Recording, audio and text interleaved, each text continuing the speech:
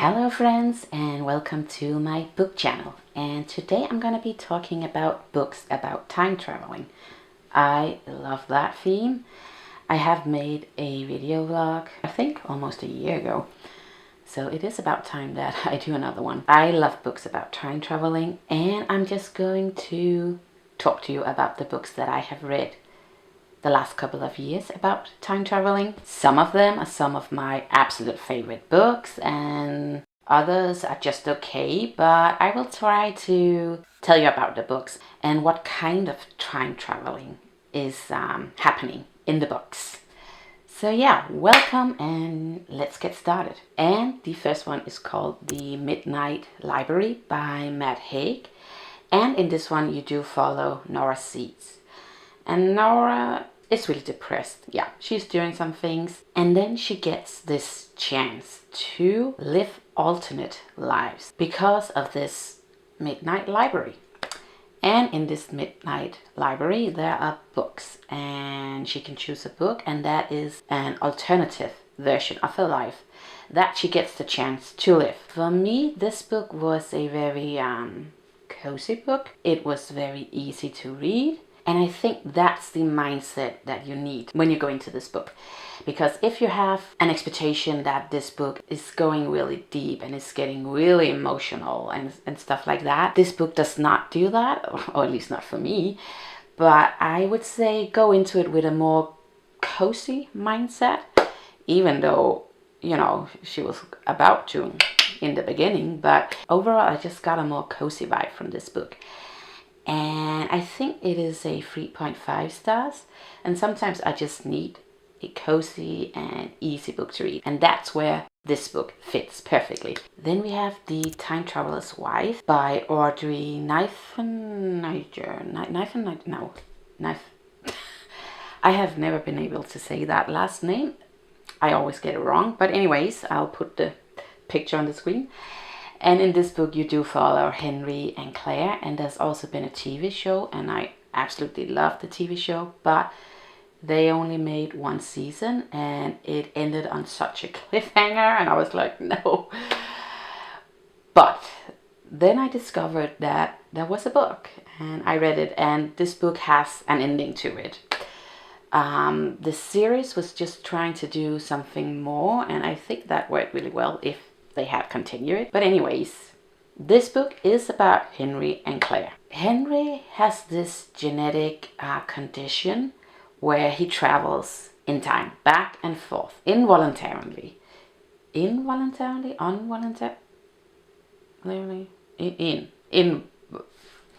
okay, that's how it is today. Anyways, he can't control it. Claire just lives her life linearly. Okay, these words are not easy, but you get it. A straight line. When she's a child, she discovers this man who travels to her parents' I want to say estate. They were definitely really rich, her parents. And he's like, oh, hi Claire. And she's like, why do you know me? Oh, yeah. By the way, when you get older, we are married. But I just traveled back in time to meet you when you were a child, apparently. And this is where the problematic side of this book comes in, I would say, because is this potential grooming? But I love the TV show so much, and I also really love the book, the storytelling, the whole story in general. So I was like, okay, I'm willing to look past that, but I could see that the author could have made some different choices, perhaps. You know, did Claire have a choice? I think that's the overall question. But again, I really enjoyed their love story, so I don't know. Take whatever you want from this. And the next book is actually a series. There are 3 books in this series, and it's called The Surviving Trace series by Calia Read. And in this one, you do follow Serene and Etienne. And if you're looking for some spicy stuff, this is definitely the series to read. Because I guess you know. Anyways, Serene is from present time. She works at this antique shop, and one day she stumbles upon some photograph back from 1912, I think. And then somehow she just travels right back to that time. In this time, she looks exactly the same as Etienne's wife. I think she was also called the same. I cannot remember.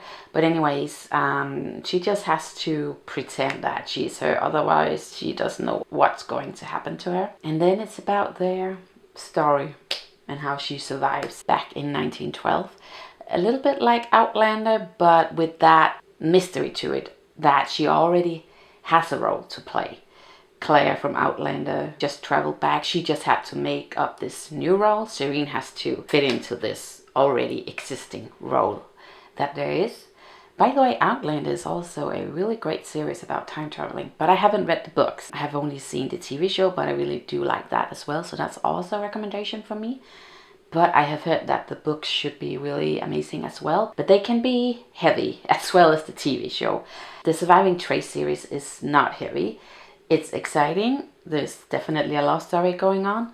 There's spiciness. There's women fighting for their rights, as usual. I really enjoyed this series. I was so hooked. So this was definitely a 5-star from me. Definitely. I haven't really seen that many people talk about these books, but I will gladly do so. And I also have a YA book for you.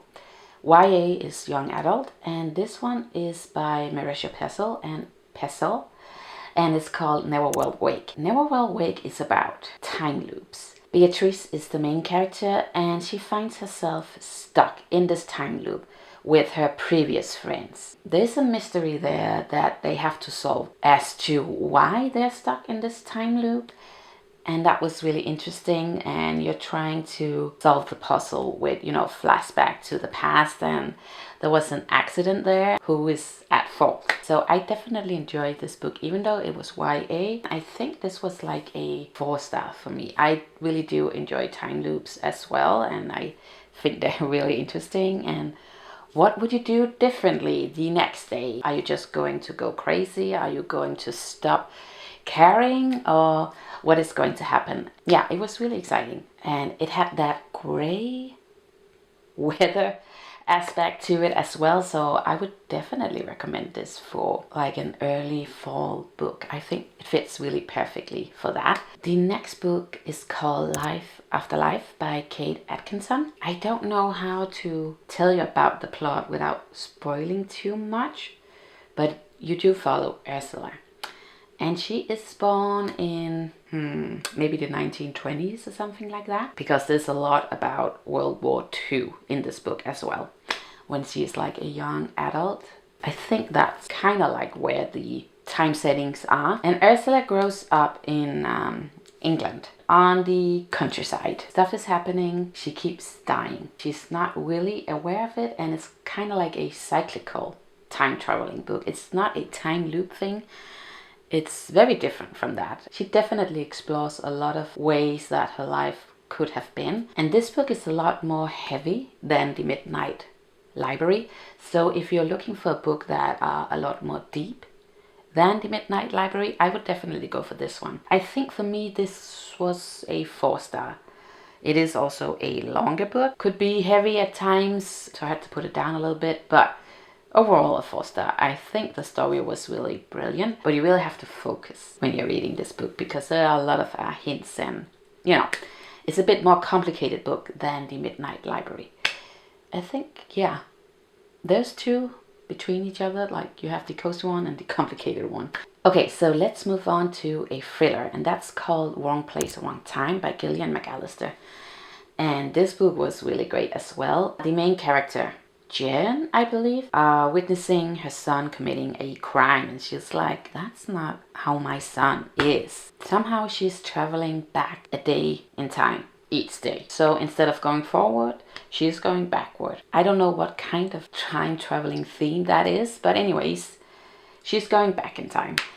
And it was really exciting, and she is trying to solve this crime. Yeah, it was really interesting. I really enjoyed it.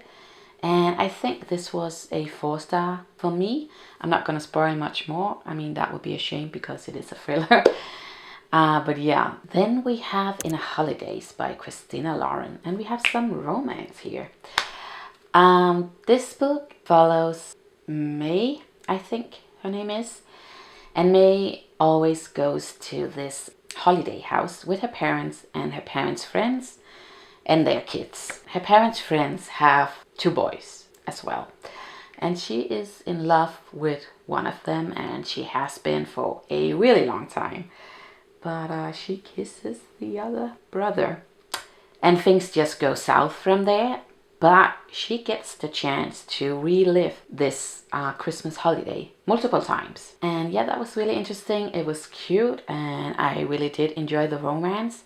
This is definitely lighthearted, and it's really great for December. A lighthearted romance Christmas book. And I really did enjoy the chemistry between the characters. I also have another romance book, and that's called The 7-Year Slip by Ashley Poston. And in this one you do follow Clementine and Iwan. And Clementine gets this apartment from her late aunt. In this apartment, sometimes you travel back in time. You're still in the apartment, and there she meets Iwan, who is subletting the apartment for the summer. So Clementine is going back and forth in time, and all I can say is that I really enjoyed the chemistry between those two as well. I really enjoyed it, and I think I have heard many people really liking this romance book as well. It's definitely also a light-hearted book, but it also deals with grief because she lost her aunt. There are definitely some themes there about grief and how to move on, but as a romance book it worked really, really well for me. I mean, I love time traveling and romance. I just think they go really, really well together. So yeah. Then we have Sea of Tranquility by Emily St. John Mandel, and this one is very different from the other ones. You do follow a bunch of characters. I think the earliest one is from like the beginning of the 1900 and up until the future on like a moon colony. But this is an anomaly in time. Somehow all of these characters that you're following are connected in a way through that anomaly. And yeah, it was very interesting. I really enjoyed this book. I don't think this is for everybody, but if you're into that theme where you're following a bunch of different characters and you don't know how they're connected in the beginning, but it all comes together in the end, this book definitely does that in a great way. And it is also about time traveling. And yeah, I enjoyed it so much, and I really do enjoy Emily St. John Mandel's writing. She also wrote Station 11, and that book was really great as well. I think this book is also a 4-star for me. But yeah, I reckon it's not going to be for everybody because it is a weirder book, definitely. So that was all of the books that I had for you today. I hope that you enjoyed this video and that you did find some inspiration. And if you have some favorite books about time traveling, I would definitely love to hear it because I'm always looking for new books with time traveling in it. So yeah, I will see you in my next video. Bye.